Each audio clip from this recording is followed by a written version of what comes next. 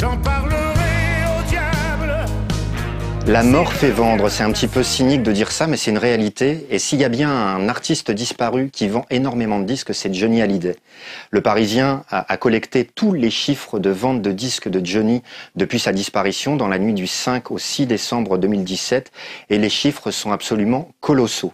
En un peu plus d'un an, il a vendu 2,7 millions de disques. Alors de quelle façon ça se répartit? Il y a déjà 1,7 million d'exemplaires vendus de son dernier album en date, le fameux disque posthume dont on a beaucoup parlé, Mon pays c'est l'amour. Il est sorti à l'automne dernier et il s'est vendu donc à 1,7 million d'exemplaires avec une rapidité absolument fulgurante. Il a vendu 300 000 albums le premier jour, il en a vendu presque 700 000 en 3 jours. Il y a même eu des ruptures de stock dans certains magasins. La maison de disques nous avoue qu'elle a même été un petit peu dépassée par les événements. Ça, c'est la première chose. Et puis la deuxième chose, c'est 1 million d'exemplaires de ce qu'on appelle le back catalogue. Alors qu'est-ce que c'est que le back catalogue? Ce sont les compilations de Johnny et puis ce sont aussi les disques plus anciens, les disques qui datent d'il y a plus de 2 ans.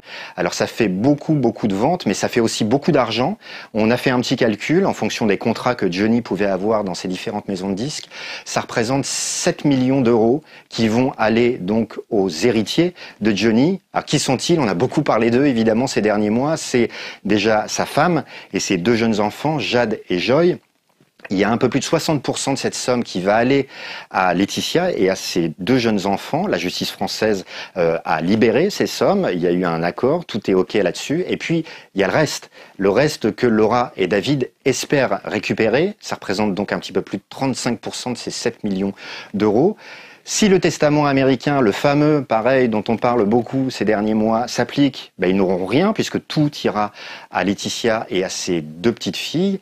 Et puis si la justice française annule ce testament américain, là, on rentrera dans une succession française et évidemment, la somme sera répartie en fonction des enfants et des héritiers. La justice française doit se prononcer le 22 mars prochain sur la question.